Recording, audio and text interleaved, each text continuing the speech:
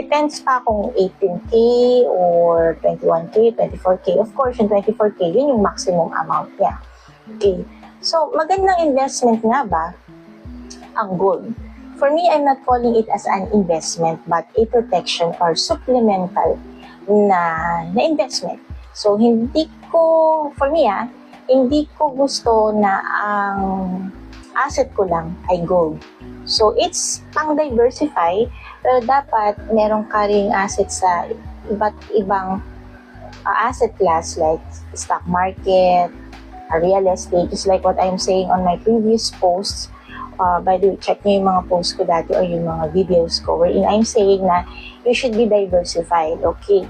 But going back to gold, ano kasi siya, hindi siya nagbibigay ng passive income unlike sa stock market or yung ibang asset class.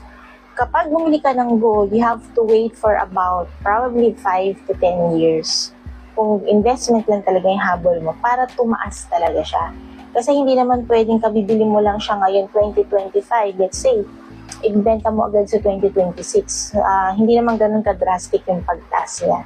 So, it's not providing passive income but just a capital appreciation. So, pang-preserve lang talaga siya and you cannot rely on it. Siguro kapag emergency na and medyo matagal-tagal na yung panahon or probably kahit hindi matagal ang panahon pero walang-wala ka talagang cash or whatsoever, yan, pwede mo pa rin siyang ibenta and pwede mo pa rin siyang maging parang tagapagligtas or savior kapag merong gold ka.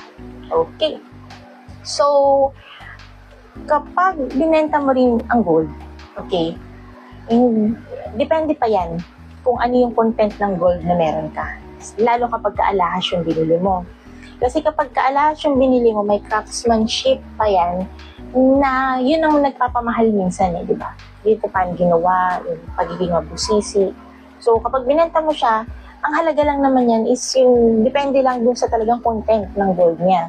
So, baka mamaya, malaki nga siya, pero hindi naman pala, malaki nga siya, maganda nga siya, may mga bato, which dun pala sa may mga bato is, kung investment ang habol mo, hindi siya ganun ka-advisable na maraming na may bato. Or kahit gano'n pa kamahal yung bato, yung gold talaga yung pinaka-importante dyan, okay? So, ayun nga, kapag binenta mo pa siya, it depends pa, yung presyo niya is depende pa rin dun sa content niya na gold. Kaya nga karamihan or marami, ang ginagawa nila hindi alahas kung pang investment. Ang ginagawa nila